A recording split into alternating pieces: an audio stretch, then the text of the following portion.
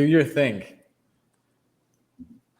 There you go. I don't know if you said that while we were recording. There, the little red. So Andrew comes on today. He says, "Hey, do we have anything to talk about today?" And I'm like, "Listen, just hit the thing and just let the fat guy do his thing." So here we go. We'll let the fat guy do his thing. Do we have anything to talk about? Let's see. 16 3-pointers, a 50-point MVP performance, the 75 greatest NBA players.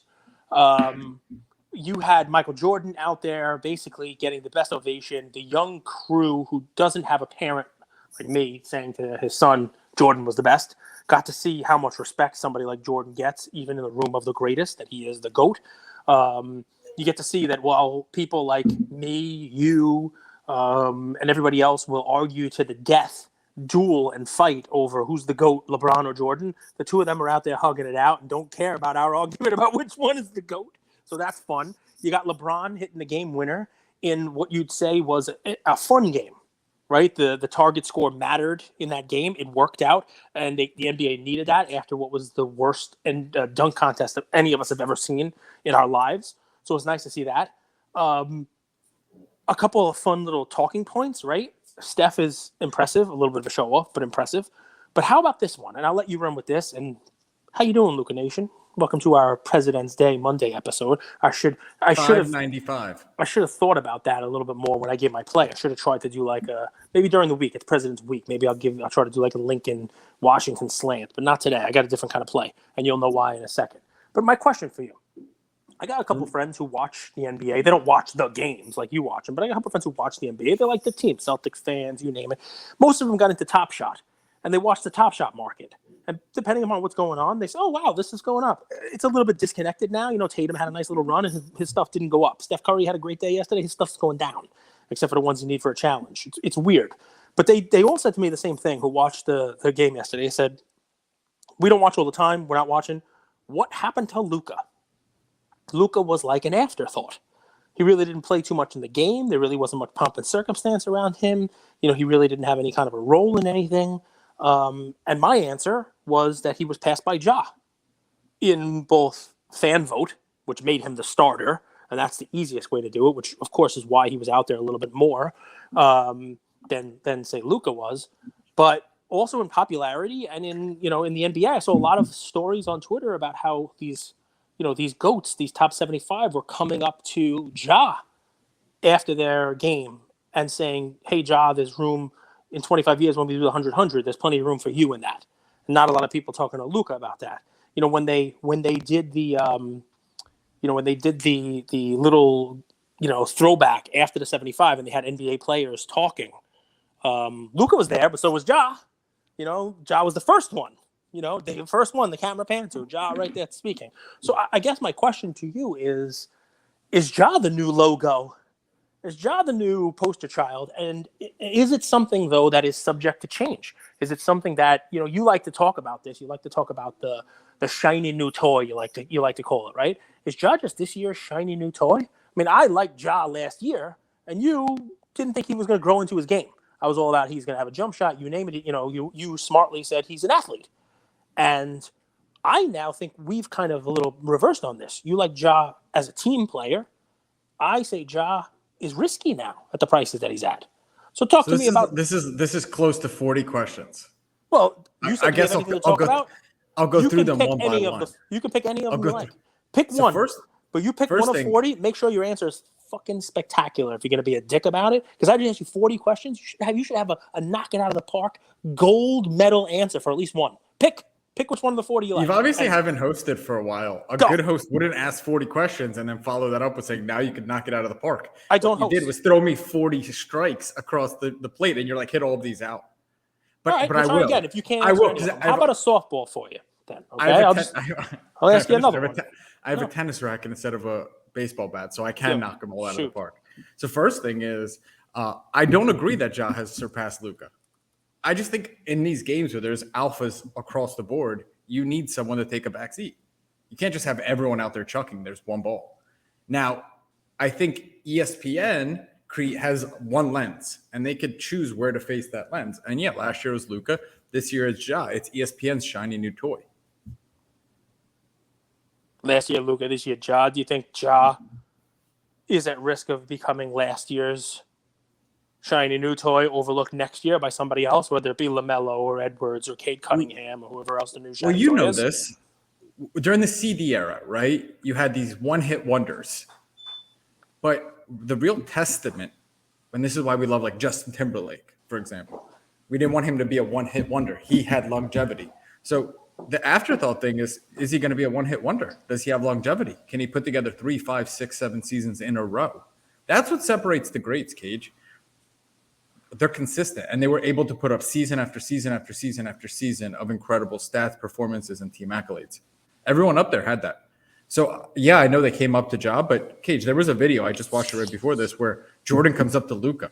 Yep. And I thought, and he embraces him. So Luka's super up there. And last thing I'll say is it takes more than one star to make a league. The league wants 5 stars, 3 stars, 4 stars, but it's not one guy. It's not supposed to be on one guy's shoulders. That's how it was with Jordan.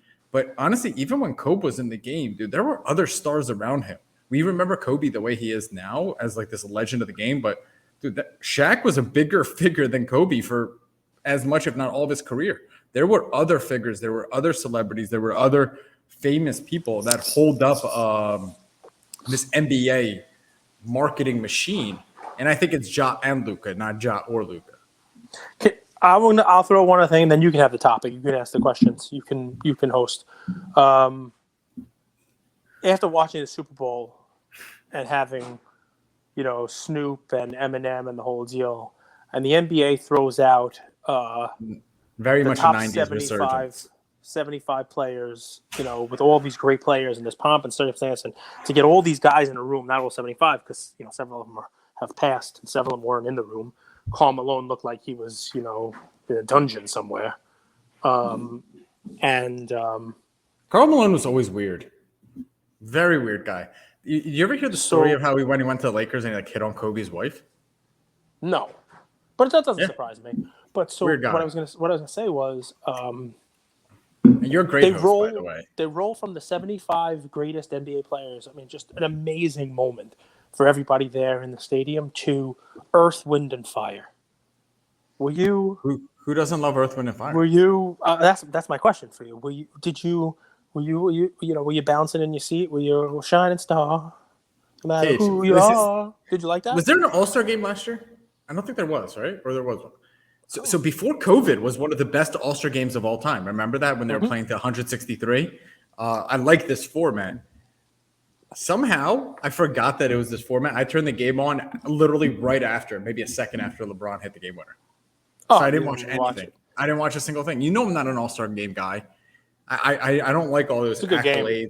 So cool little side notes for the game that you might have missed, because it was almost Civil War like, brother against brother, because you had a draft. You had at the end of the game where it mattered. You had Giannis blocking Chris Middleton. You had legitimate Giannis coming up and smacking the ball away while Middleton was going up for a layup. Just a real cool thing, right? And I think the second foul of the game came midway through the fourth quarter. Second foul of the game. There were a couple fouls at the end when the points started to make a difference there at the end. What do you think about this? So I only looked at the box score, but it surprised me to see how many times Giannis shot in that game. Okay. Like Curry, I get it, but Giannis took a lot of shots. And that's surprising for the kind of game he has. He's not really a shooter, and to come out with all shooters, because Cage, you got to understand when all these alphas are on the court, there's only one ball. Be the alpha, yep. And it's this really interesting game. I can't even imagine what it feels like when you're out there. Like, how do you decide when you take a back seat to someone? It's the All-Star game, so you don't want to play too hard, but you kind of want to show that you're the best, right? So it's kind of weird. The dynamic is interesting. Giannis and Embiid are two of the most focused players I've ever seen. Even during a spectacle of an All-Star game, you can tell that they do not care. They are there to play ball. They want to put the ball in when they're on. I mean, look, Giannis is having fun, Embiid's having fun. They're on the sidelines, he's taking pictures and that kind of stuff. But when they're in the game, you like Embiid's game. You like Embiid's game a lot. So I'm a big guy, but not just that. He's carried a dysfunctional franchise for the first half of the season and put up MVP numbers. So that's number one. I always like those guys that have that addition to the story. He's got the intangibles. I wouldn't say that Philly is a dysfunctional The Ben Simmons thing is all I'm talking about. That it was a crazy circus for the first half of the season. You got to give them that. The Spurs are dysfunctional because of that 1 year that Kawhi sat out that whole season. Well, that season. if somebody else would have stepped up and been an MVP on that and been able to play at that level despite all of the drama going on around them, sure, I would have said that. I'm not saying the Sixers as a franchise overall are bad. I'm saying this season, it's harder to do that. You have to be focused. Focus is the word I would use for him. You have to be able to say, I don't care about what else is going on here. I don't care about the Ben Simmons drama. That's the front office. I'm going to go out there and I'm going to drop 40 and 15 every night. Now, keep in mind, here's somebody else I'm coming around to. And I watched the game yesterday and watched LeBron out there. And if I were LeBron, I would use those games as auditions for where I'm going or who I'm GMing. Remember we talked in yesterday's episode about, like, when can LeBron cards have a catalyst? And I'm like, well, you got to get paired up with somebody.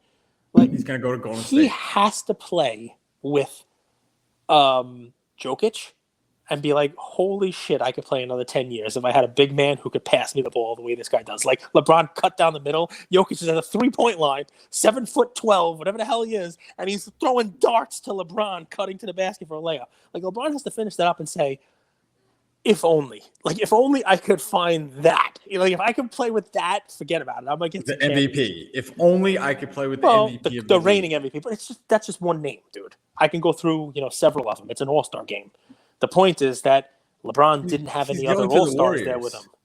He's going to the Warriors. Confirmed. That would be fine. All he needs is the greatest shooter of all time to win him games. I mean, I know you have LeBron hatred, right? But cool post to a friend of the show, Conrad, posted today in his story a little love for LeBron, saying, he has to take a step back and say LeBron has been doing it at a high level since Conrad's been alive. Like, his entire life, LeBron has been playing. He has not breathed a second. He did not live a moment where LeBron hasn't been doing this at this higher level. It's pretty crazy to think about. I know you don't love LeBron, and I'm not saying everyone on the stage was doing it for a long period of time. Not for as long as him. Not for as long as him, and not at that higher level. A lot of these guys tailed off towards the end of their career. Even Jordan. I mean, he was good. Even Shaq. And, but Shaq took different roles. And LeBron right now hasn't shown the ability to want to do that or be able to find a teammate that allows him to do that. Maybe that's more of the honest way of saying it, right? AD maybe was a shot at it, but it doesn't seem to have worked out. Let me ask you, Chris Paul news. What do you think about that? That impact? Absurd. I had no idea. I was speechless. So broken hand, goes out to play in the All-Star game, out 6 to 8 weeks. Super confused. Here's what I think. I guess he could play, but he's going to get surgery this week just so he could be back for. I have no idea. It made no sense to me. Huge loss. It's maybe an opportunity for Booker to do his thing. The issue is I watch Booker as a playmaker, and he's a really different player than as a shooting guard, right? Because he's a true number two. And that's a dying breed in today's NBA where you have like these point centers or shooting point guards, but he's a true number two. And I watched him when he playmakes, he doesn't find his own shot. And that's an issue because he's their second leading scorer. Or I think he's their leading scorer. I apologize. I think this is a huge loss for them. Do they let somebody else run point? Do they say, Bridges, Mikal Bridges, go run the point? Do they do something like that? You know what I mean? If you already know Booker's not gonna excel at it. I think long term it's good for Booker to have this experience because 6 to 8 weeks in a 15-year career, not a big deal. I think it's going to be good.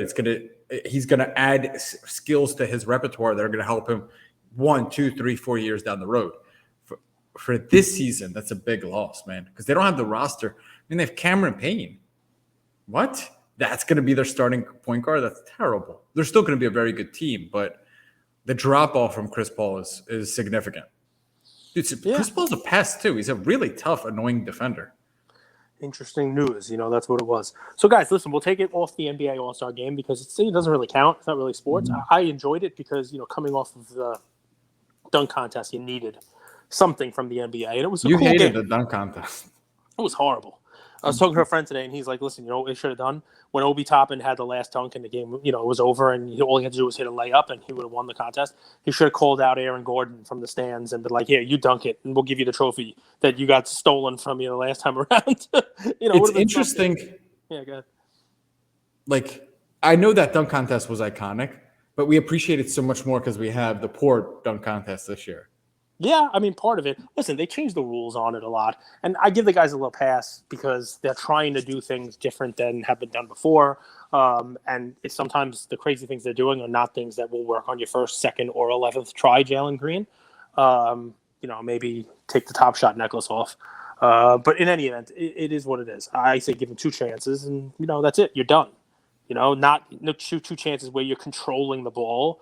I mean, there were dunks in last night's game. Giannis had dunks in last night's game where, like, those would have been great in the dunk contest. You know what I mean? Like, but the big stars don't want to partake in the dunk contest because they don't want to get injured. And it's that's true. The juice isn't worth the squeeze. That's part of it also. I mean, the big stars don't do it, because the money's not there, and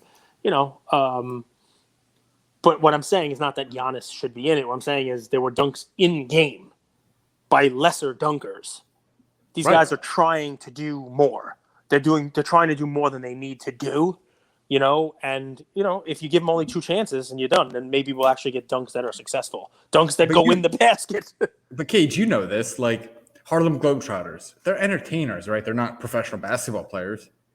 They come to the NBA, they would get schooled. Correct. But the same thing, you take LeBron and put him on the Harlem Globetrotters, he probably doesn't have a lot of success either because you have entertainers versus athletes. Yep. What's unique about the dunk contest is you have to be both, right? That's what made Dominique, Jordan so iconic. Even Spud Webb is they were entertainers. They had Vince Carter. They had a certain kind of stage presence to them while also being able to dunk.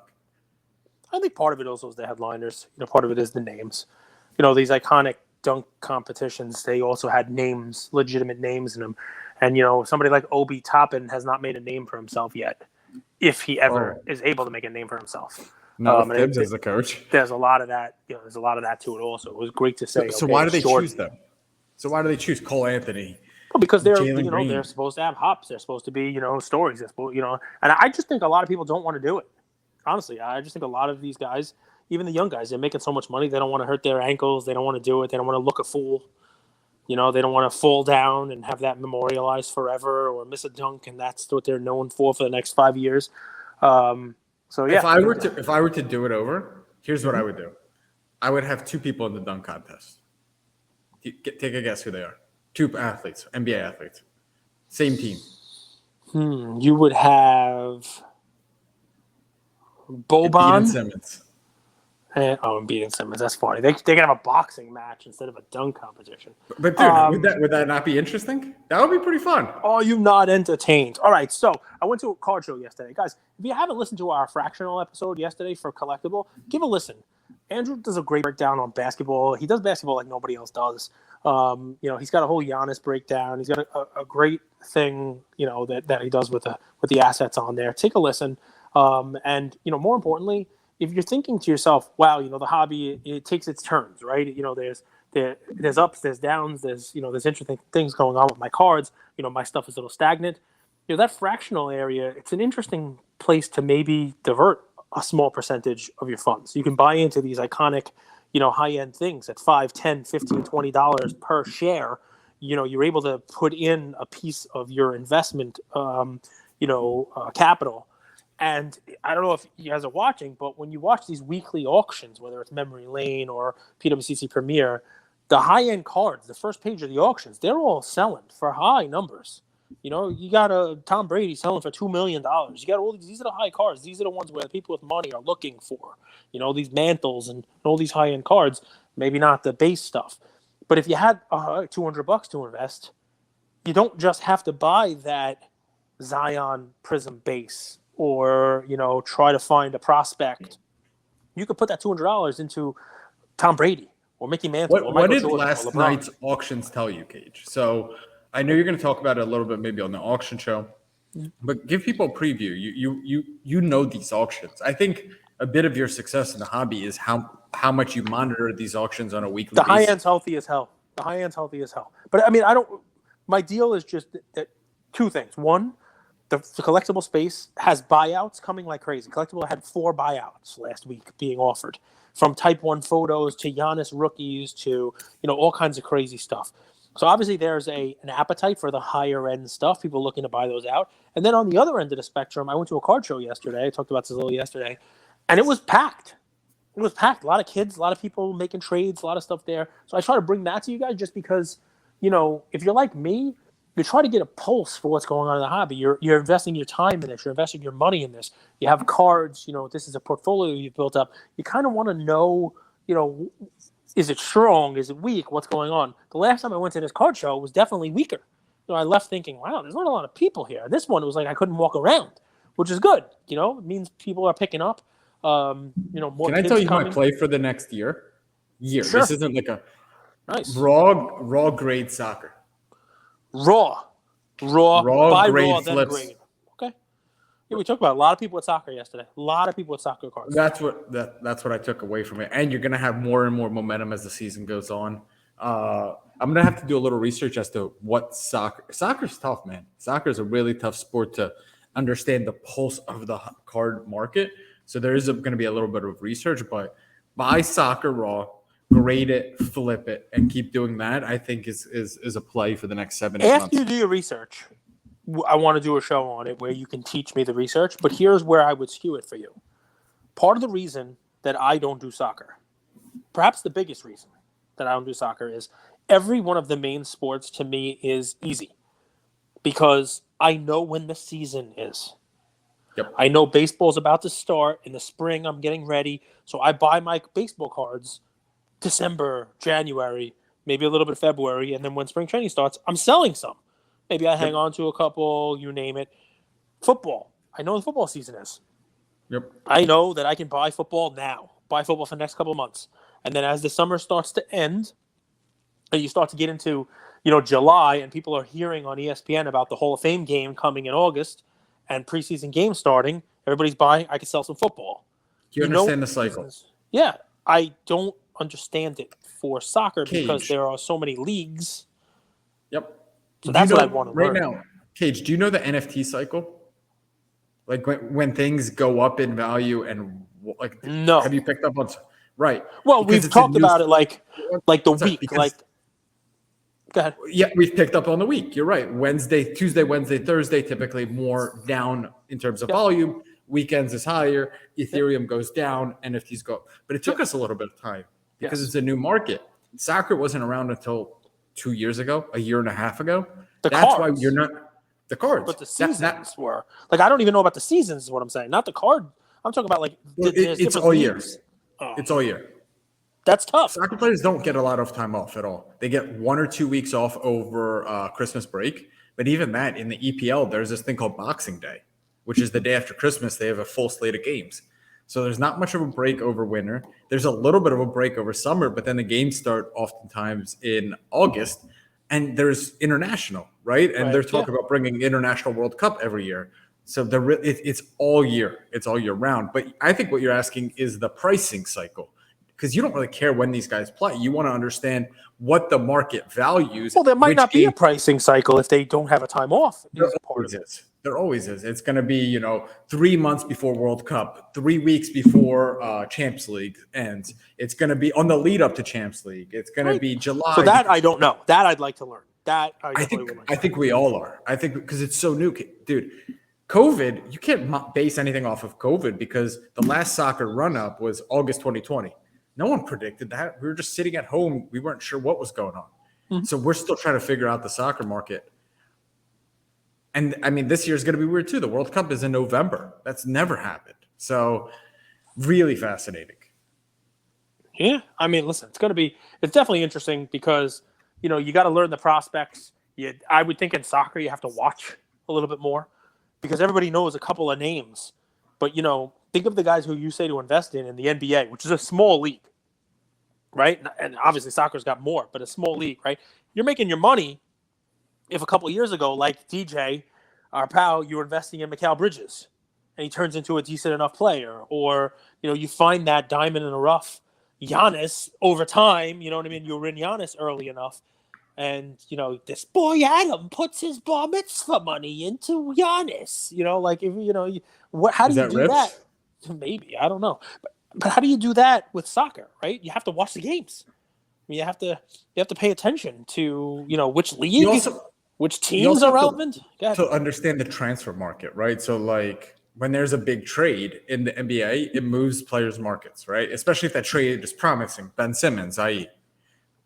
Soccer is different because there's no trading. You kind of like buy players out, if that makes sense. It's the teams don't own the player. It's a whole weird system. I'm not even going to try to talk through it. It's a different system than the NBA. And understanding the transfer market could give you a real leg up because you could understand, Haaland can't move to Real Madrid until this date, and this is how his contract works, and this is when he could be able to move. And you could predict that. Same with Mbappe, and be ahead of the curve when it comes to these big league transfers and signings, because those happen. And I think those are the ones that move markets. Easy enough. Like Mbappe to City, Mbappe to Madrid, Haaland to so City. So we'll have Haaland to learn soccer because, that's just an interesting thing. And if that's your play, I definitely want to hear more. Do you have a specific play, or your play is just you're going to be buying soccer raw? I actually have 2 plays. Kate. Okay, cool. So I'll do mine, and then you can do your other one. At the show yesterday, the person that everybody was asking for, and everybody meaning when Ian walked up to a kid and tried to make a trade, Ian had 2 of this guy's cards, and this is the one. They take him out of the stack. What do you want for this? What do you want for this? What do you want for this? Shohei Ohtani. Right? Really? So, yeah. All the kids want Ohtani. And I got to tell you guys, you know that I soured on Ohtani. You know that I thought what he was doing was amazing, but that he wasn't going to be able to do it in the second half. The numbers weren't there. I don't agree with that, by the way. But, I don't think you soured on Ohtani. You, as a savvy investor, said that the ceiling for Ohtani short-term has been hit because, hey, guys, Correct. Look at this pattern. After the All-Star break, typically home runs. So I sweetened on Ohtani, guys. I didn't sour on him. I was sweetened on him. No, so you're right. It's not. It was an inartful way of saying it. I basically said that I didn't think he could carry over into the second half the numbers that he had in the first half. That doesn't necessarily mean I soured on him. It just means that what he was doing was a pace that I didn't think almost anyone could keep up. Over the course of baseball history, it was difficult to keep up. But you'd like to think that he's going to start off this season healthy and doing it again. He's not going to be tired. He's not going to be slowed down. He's not going to have, all-star break. He's not going to have all, the baseball season beating up on him. And people want to see him do more than he did last year. They want to see if he can do it now longer. And if he can for another year, this is a guy who, for whatever reason, he captured the minds of the younger fan. And it's exactly what baseball needs to succeed. A story like that, right? Somebody who they can promote. Right? And yeah, I'm glad you pulled that up because you haven't seen the index bump up yet. But I have a feeling if you took a snapshot of this right now, as flat as it's going to be, if you took a snapshot of this now and we came back to it in a month, after the sides get a little closer or maybe have a deal and we got spring training and you name it, I'm betting you're going to see one of those little like cup and handles, like a boom. Yep. That his stuff is going to move up. The only difficult thing about Ohtani, and mine, by the way, is the Topps paper for today, the Topps paper red jersey pitching. It's update card number 1 in PSA 10. That's my play for today, just because it's one that Ian had. Everybody liked it. It's also very easily approachable. It's a red jersey update number 1 PSA 10. So I think that's a batting one there. So that's not at the first one. That's a Bowman Chrome. But anyway, you guys will see. I think the last one. $117. Yeah. So really approachable price, $117. You can see it's actually moved down a little bit recently. Mm-hmm. The tough part about Ohtani is just what you're seeing right there on card. They had so many rookie cards for him. The paper, the chrome pitching, the chrome running, the chrome batting, chrome with this jersey, paper with this jersey. There's just so many to choose from. The 1985 versions, the you name it. I like this one because it's a straightforward, easy one. People know it. People like it. It's clean. And it's basically $100 you could stack up on them. And it's one where, when they start to move up, you buy this, 10 of them on from somebody in a group, and boom, you're in them at $1,000 for 10, and they're $1,500 in a month, and you've made a nice little premium for yourself. Find a group, Asian Cards, who we had on. He's great. Did you notice today he posted a lot of, I think 9 or 10 Anthony Edwards silver PSA 10s for sale at a really nice price, and I figured you would keep you would that's your play. But he always posts cool stuff, and his group always has some good stuff in there. I'm sure there's dozens of groups like that. Group. but it's a very good Facebook group to kind of take a look at. And no, we're not sponsored by him or anything like that. But it's just, it's a resource in the hobby to take a look at, especially for a play like this. There's no shortage of these, but if every kid's going to every show, buying them up, looking on eBay to buy one and show it to their friends in school, it doesn't take much for a card like this to go from 117 to 160, which even that is significantly lower than where these cards were last year. And it's one of those where you have multiple exits on, right? I think you'll be able to take some profit before the season even starts. But I do believe, as much as I thought he was going to have a little bit of a downtick in the second half last year, I think he comes out on fire. I think he's pitching well. I think he's hitting home runs. He's out in California for those games. The weather's ready, nice out there. And I think, you're going to have one of these. He's the player of the week, first week, MVP talk again. And, you got everybody talking about Ohtani cards and looking for Ohtani cards again. So, how when we say sometimes a card got ahead of itself, right? Yep. What do we mean by that? I think we mean is his performance relative to the price of the card is overextended, right? And then you see a correction and performance finds equilibrium. If you look at that Ohtani chart, it's flat over 6 months, right? Yep. Which kind of shows you, okay, performance and his card price have equalized. Yeah? Yep. Yeah, because he's not doing anything. 100%. Not doing anything. I think there's two components to a price or an investment. Cage says it's gambling. So I think there's an element of fundamentals, and then on top of that, it's gambling. And I think this is where you can make your money. So when you see a cup handle, it's because of what he can do in the future, right? And what he can do in the future in a positive or negative sense. I think you could apply that to Zion, right? What can the future be? Well, he could be a bust and never play again. So you see that risk added to the bottom. Oh, what besides Ohtani? Zion. Everybody's asking for the Zion. It's crazy. The kids are asking for the Zions. No, they still love Zion. Yep. And that's the one part of the Greg Oden comparison. Greg Oden never won the hearts of people. He never dunked on people. He was a defensive stopper, but he never won the hearts of the hobby. People love Zion. So anyway, here's my play. I have two plays, actually. So someone in the Discord group sent this card, and I really liked it. So I started doing some research. There's a little bit more expensive, and there's a cheaper version. So it's the Donruss Elite. And I don't know if I agree, but I see what they're saying in the sense that it looks like a PMG-esque. So I found this card Cage here. This is a Herbert Gold out of 10, okay? PSA 10, Donruss Elite. So I think this card specifically is a steal in a PSA 10. $1,000 or best offer out of 10 gold. We know how much gold's popular. Gorgeous card. This is a second year card for him, or is this the RC slab? This is the 2021? Second year, okay. So the cheaper version of this card is this, the Donruss Elite. And I think it would be kind of cool if you put together the Curry name. So if you look at this right here, so you have Donruss Elite, Spellbound, and each one of these has a different kind of letter. I don't know. It has CURRY. And these cards, it says $100. They're like $3 each. I think it would be cool. I love the design of the cards, and I love that there's 5 different ones, and you could spell out his name. So take a look at Donruss Elite. Spellbound on that one there. That's pretty cool. Spellbound. So you don't want to spell out his name on like a jersey card. You don't want to get the E. You don't want to spell out the whole name. I do, but that would cost like $20,000. This one would cost like $15, and I kind of like it. Especially for Curry. Yeah, it's cool. Listen, I don't think it's a great investment, by the way. Not every play you make has to be a great investment. These are things. If you're a Curry fan, think about that. You can spend $15, $20 and get a cool card like this, shiny, that spells out the dude's name. Put it in a nice little plaque, or put it in a show your slabs or a slab shelf or something like that. It's a cool thing. It adds to your collection. Costs $20. It doesn't have to be $20 that turns into $40 next week. It could be a cool little addition to a PC. So I kind of like that. And the first one, the Elite Gold that has all the markings on it.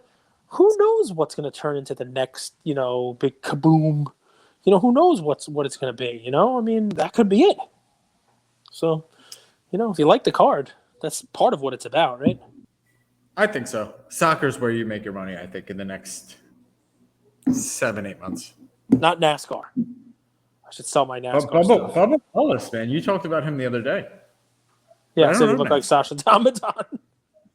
Is he the most popular NASCAR Bubba, yeah. I mean, I like Joey Logano. Well, I mean, who doesn't like Bush? But I like Bush. The brothers. I mean, no, that's over your head. Let's see who else. I mean, there were some big names in NASCAR. I mean, Jeff Gordon was a huge name, right? You had it's not Ricky over Bobby, my head. I right? just don't think anyone Cal likes Norton. Bush. This is Cal the Norton. 2020s. This isn't like 1965. I'm talking about the beer. Oh, What are you talking Bushe. SCH, yeah. SCH. Cal Norton, great. Ricky Bobby. Edward Norton. And then Jean Girard came over from F1, and he raced also. And he was really good. But, and he got into it, a rivalry with Ricky Bobby. And it broke up the whole, Cal Norton, Ricky Bobby, duo. Shall I keep going? Are there Ricky Bobby cards? I don't know. That's a good question. That we should definitely find that. Remember we found the semi-pro cards? Remember we found those? We The bought ones them. with Will Ferrell. Oh man, lots of fun stuff. Listen, it's a Monday. Are the games back on for NBA tonight, or did they take a day off after the All-Star break? Are They're games on tonight? Thursday. Woo! Yeah, Wow, long break. What the hell are we going to talk about? Maybe we can talk about wrestling. I don't know, man. Talk about wrestling cards. Is there like wrestling on tonight? Maybe you're gonna watch some AEW. Maybe I've been watching tennis. You watching tennis? My life sucks. No, we could take a little vacation. Come back to you guys next week. No, we're not taking any vacations at all. No way. Let's see. Now I gotta look up if there's. Fast forward like 5 years. Like, are we just always? We're basically gonna have a audio diary pretty of much our investment thoughts. Every it's gonna day. be kind of cool for posterity. It's incredible. Every day. We're gonna have 6 this week. This holiday week, President's Week. We hit 600 episodes. It's saying something. I think that is, that is like what every other hobby podcast that's got more than a couple episodes, all of them combined. So we're churning it out here, man. And we have this advantage of every day, so it's not like anybody's going to catch us anytime soon. I feel like Tim Duncan. You feel like Mr. Fundamental. You win a lot of championships, dude. We're the opposite of fundamentals. I don't think he win. He didn't win the championships right as he got there. No. Well, right. I think he won with David Robinson in the beginning of his career. Yeah. I mean, it wasn't like the first year, I don't think, but Robinson was still there. And Robinson came in 90. And when did Duncan come? Like 97? 99, 2003, 2005. Yeah, so 99. I mean, it was his second, third year. Okay. So definitely one more. We're only 1 year in. I just finished my rookie season. Dude, July, we will start our third year. So what are you talking about? I feel like I'm in a I feel a little bit sophomore slump. Like they figured out all my moves. They figured out all my moves, all my throws. Well, because it becomes a self-perpetuating cycle, right? Here's the thing you got to do. I don't have training camp, Cage. Every day is training camp. So you're like a soccer player. There's no time off except for Boxing Day, and even then you got to play. But I'm going to tell you, I have an idea for you. Tell me. It's a little crazy. You might not buy into this, but if they're onto you, you need to switch it up. I have something you can do that you may not have ever done before that will give you insight into some of these card plays. I think you should start watching the games. Start watching the games. Maybe watch the games. Dude, you should shroom and do an episode. That would be great because I'm going to do like a lot of this. I'm going to do that. But then people have to watch the YouTube. People got to watch the YouTube. Ow. The last time I shroomed, believe it or not, Cage, was the Marvel break you did like a year ago. That's why. Oh, Thanos! Look at Thanos. Yeah, I thought it was the weirdest thing ever. That explains a lot, by the way. For like 2 weeks after, he's like, "That Marvel break was awesome." I'm like, "Really? Why was it so great?" Well, now I know. Now I know. Fun stuff. Meanwhile, he was taking care of the payments. This also explains a lot. Hey, Andrew, did this guy pay? I don't know.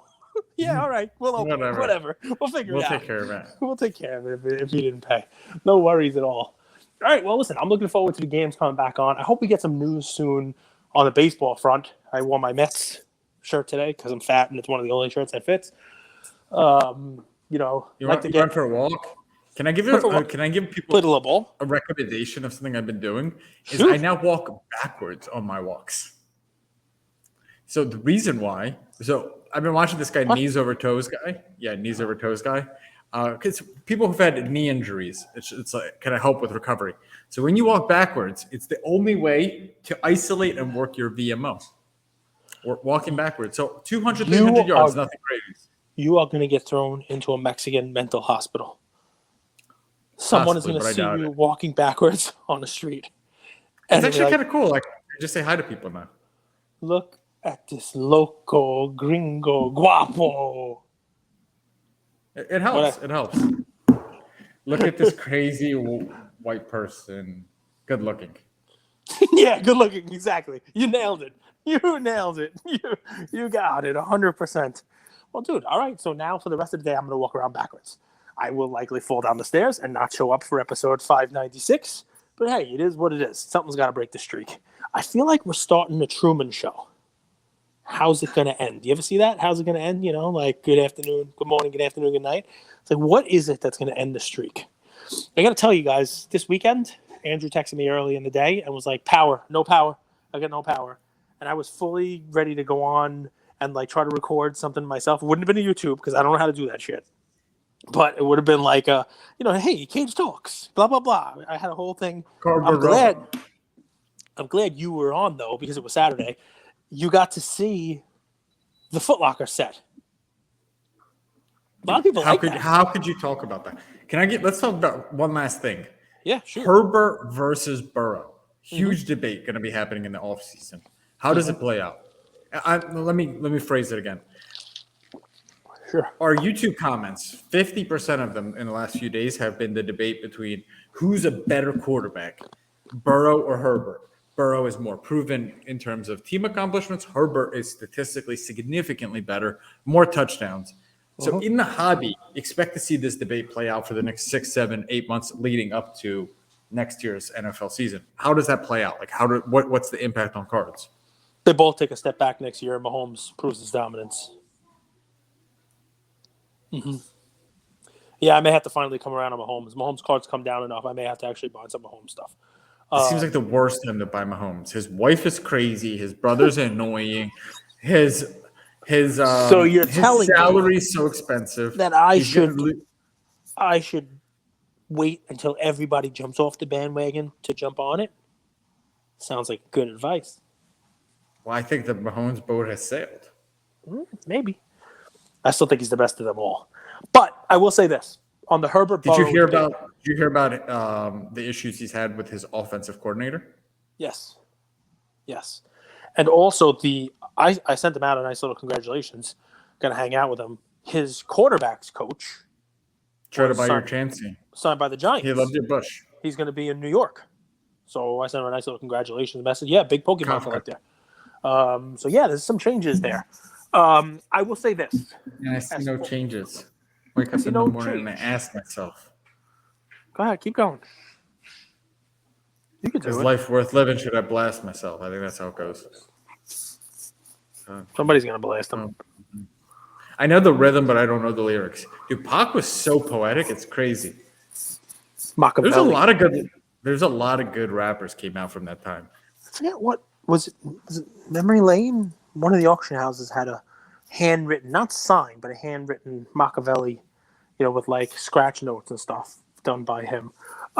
Anyway, I think historically he's going to go down as having, for better or worse, a lot of impact on today's culture. Because I mean, hip hop then was so against mainstream. Now hip hop is like everywhere. Now culture is hip hop. Like look at the NBA. I mean, Earth, Wind, and Fire was played at the NBA All-Star Game, but like look at the people that even go to the NBA All-Star Game. It's hip hop. It's culture. It's become mainstream. So let me say, as far as Pac goes, the legacy that people will forget, but that I will take from him, for everybody listening to this, as far as like how do you get ahead, how do you become that megastar? It doesn't happen overnight. You have to work. And what people don't realize is that before Pac was Pac, the headliner that he was, the main guy, one of the greats of the game, he was carrying crates for Humpty. Who's that? Humpty Humpty Dumpty. dance is the chance to do the hump. Humpty Dumpty sat on a wall. Humpty Dumpty had a big fall. That guy? What are you talking about? Yeah, look it up. You're a Pac guy. Look it up. All right. Are there any Type 1 photos of Pac? I think there probably are. No, so to answer your question about Burrow and Herbert, I'll go beyond just the two of them, right? And we've talked about this. I'm sure it's going to be a topic that comes up pretty often. I think that if you look at the Bengals team, they are going to set up Burrow for success, right? I don't want to say wrong, right, whatever it is. I pointed out that they needed an offensive line, and that was going to be their downfall. And I was hoping that they drafted him an offensive lineman. They drafted Jamar Chase, which obviously turned out to be a great pick for him. They had that chemistry, but ultimately, when when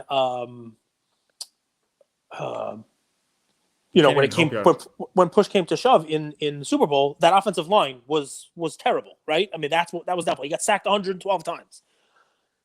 They have Burrow, Mixon, and Chase under contract till 2023, right? The Chargers don't have their offensive stars under contract for that long. They have Herbert, but they don't have Keenan Allen. They don't have their guys under contract. I would also say sometimes when you have too many stars, I don't know.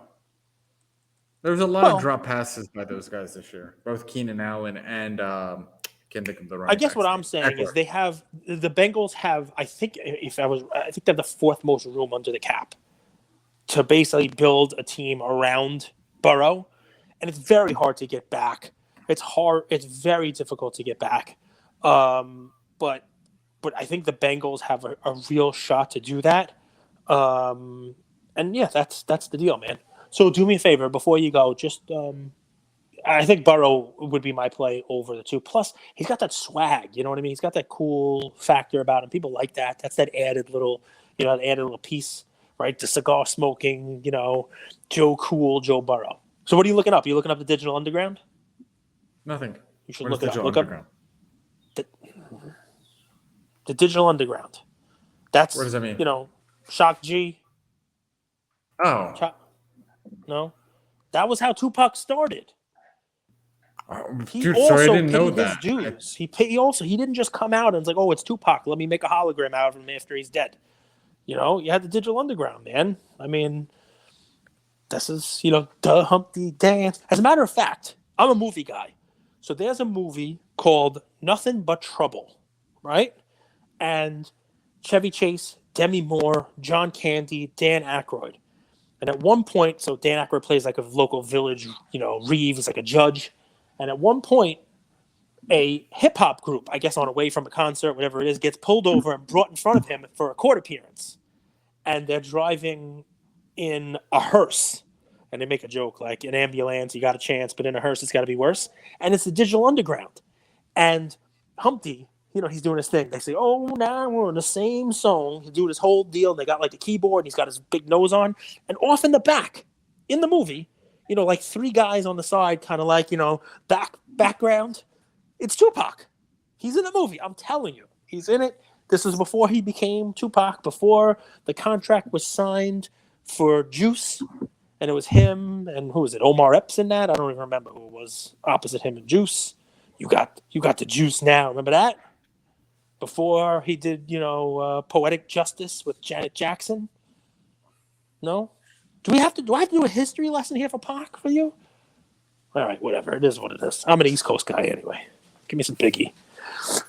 That's it. It's a whole other episode. That was a lot. I'm tired. What I gotta Humpty Dumpty sat on the wall. Humpty do what you like. I can't believe, man, you're a Pac guy. It's like saying you don't know about like Marion High School. Well, Marion High School for Kobe. It's the kind of the same thing, man. It's like people didn't start in the NBA. Wouldn't say I'm a huge pot guy, but yeah, I agree. I'll clean up on my history. Luca Nation, that's another episode.